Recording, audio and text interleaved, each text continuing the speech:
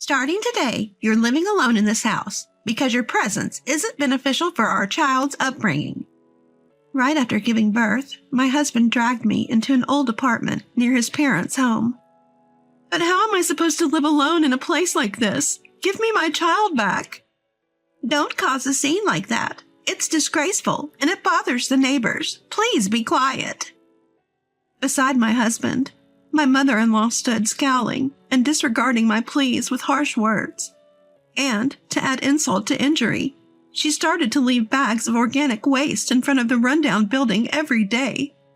With no place to throw away the accumulating trash, I reluctantly opened one of the bags to find something unbelievable inside. I am Sarah, a 27-year-old housewife. It's been 2 years since I married Alex, and we were anxiously waiting for our first child's birth. However, my joy was overshadowed by worries about Alex's spendthrift ways, his temper, and the relationship with my mother-in-law. We were living with his mother at his parents' home since his father passed away early. My relationship with my mother-in-law was far from pleasant. She criticized me at every turn, and Alex would frequently rebuke me, upset by our exchanges. "What kind of folding is this? You'll crease the clothes. Can't you do even this properly? Start again from the beginning." "But the other day, Mother, you told me to fold them this way." "What? Are you blaming me?" My mother-in-law threw the clothes I'd folded onto the floor, messing them up, and angrily pushed them into the nearby laundry basket. She constantly criticized my household chores, and more often than not, she would change her instructions, making it look like I was the one making mistakes. "Sarah, why can't you remember simple things? Imagine how I feel, coming home from work and always having to hear about this." Whenever Alex heard such conversations, he'd instantly lose his temper, lash out at objects, and blame me loudly. Alex was cold to me, yet strangely possessive. The only numbers on my cell phone were Alex's and his family's. My internet history was visible to Alex as if shared, and my location was monitored through GPS. I knew Alex was jealous before we married, but instead of getting better, the constraints worsened. I was tired and started considering divorce. I managed to contact a law firm I spotted on a billboard from a payphone at a store. I explained my situation and began preparations for divorce.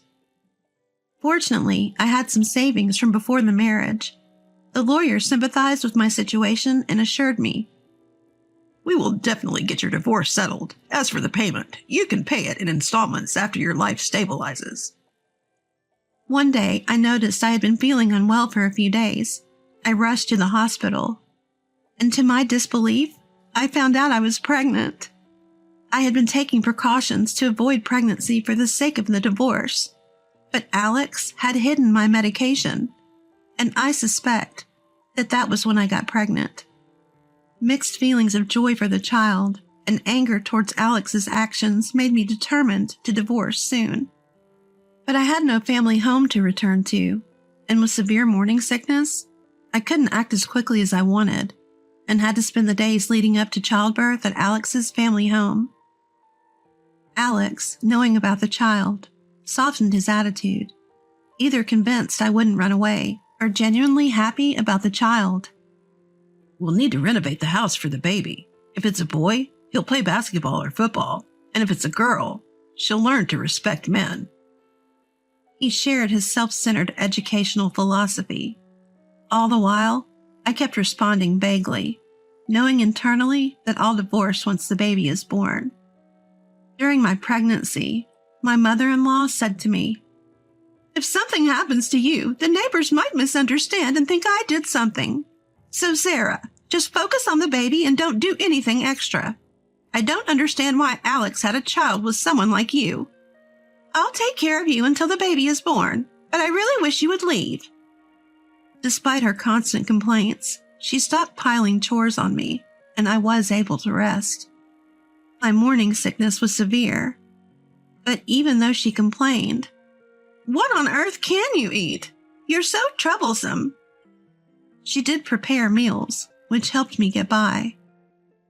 However, I almost suffered from malnutrition and had to spend the week before childbirth in the hospital.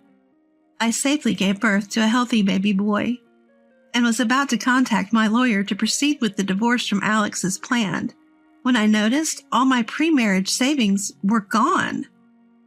My diary, where I documented harassment from Alex, and my mother-in-law, which I was planning to give to my lawyer, was also missing. Could it be Alex? I was shocked, and then I heard Alex's voice from behind me. "Looking for this?" I turned around, and there was Alex, smirking, and holding the diary that I had locked and hidden deep in the closet. "You even locked it. What were you writing?" "Give it back." "Shut up. What were you hiding from me, your husband?" "I'm preparing for our divorce. I can't live any longer with someone as unpredictable as you, who quickly resorts to throwing things and shouting to make me obey. I want a divorce," I declared, straying from my plan, but determined to see it through. "Fine. I'll give you a divorce, but the kids are staying with me." With that, Alex dragged me to a rundown apartment in the neighborhood near his parents' home. "You, staying close is bad for the kids. From today, you're living here alone. While you're living here, I'll let you see the kids once a week. If you leave, you'll never see them again." "What are you saying? Give me back my kids." "Stop making a scene. You're disturbing the neighborhood. Please keep it down." Suddenly, my mother-in-law, who had joined us unnoticed, scolded me while holding my child. I need to get out of this situation somehow. I thought desperately, but no solution came to mind, and I was thrust into the dilapidated apartment. It seemed that Alex had noticed my intentions to divorce during my hospital stay and prepared this situation meticulously. My kids ended up with Alex, and I couldn't just abandon them in their current situation. The next day, I waited for Alex to leave before I tried to leave the apartment to check on the situation at my in-laws, but I noticed a strange smell. Investigating, I found to my shock that there were bags of organic waste dumped outside my room. I couldn't believe my eyes, but I immediately knew it was my mother-in-law's doing. "Oh, Sarah, you're just waking up. Even if we're taking care of the kids, don't you think you're lacking a sense of responsibility as a mother? Well, never mind. There's no space at our place for this garbage, so you could keep it here until garbage day." While holding my child, my mother-in-law brazenly said this to me when I visited her house. I have to get my kids back and contact a lawyer. Thinking this, I waited for an opportunity, but 3 days passed. Every morning during this time, bags of organic waste were dumped in front of my house. I was filled with rage, wondering what I had done to deserve this. However, on the 3rd day, a turning point came. It was when I was moving the usual bag of garbage dumped in front of my house. Usually, the garbage bag was black, but that day, it was a white bag that was see-through. And upon closer inspection of the bag, I noticed an envelope inside addressed to Sarah. I immediately took out the envelope and checked inside, where I found several $100 bills and a letter from my mother-in-law. In it, she wrote about wanting to help with the kids and the divorce from Alex, but being under surveillance and unable to do anything, that she had been putting envelopes with some money in the garbage bag since a few days ago, and an apology for what happened.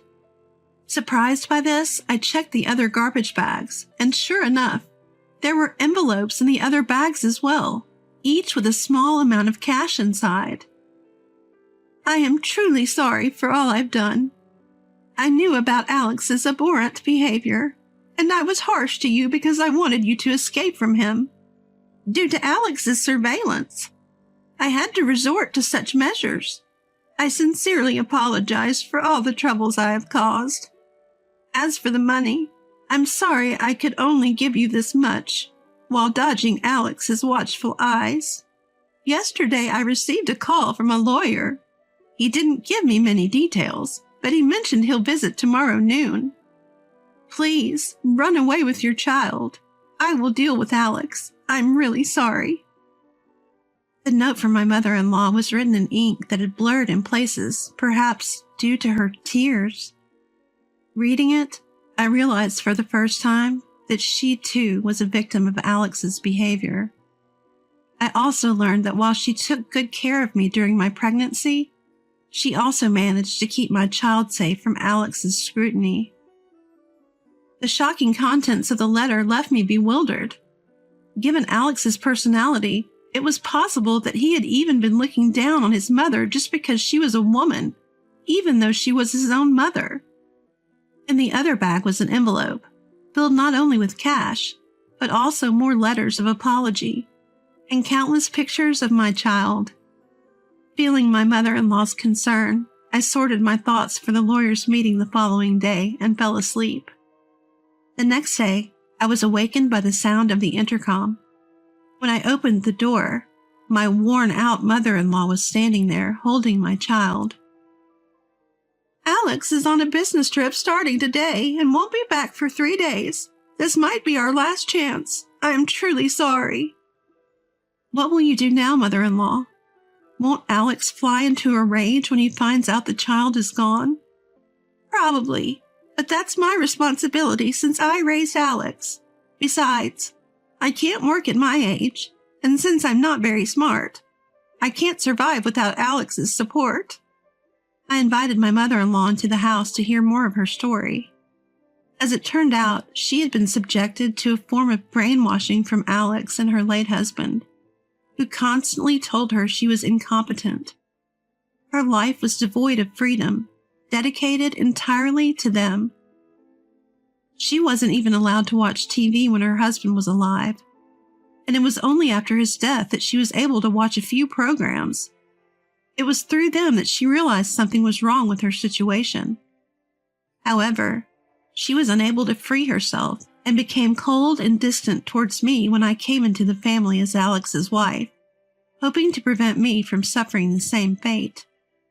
I may never forget what you said to me, mother-in-law, and my wounds may not heal easily, but you've paved the way for me to escape from Alex.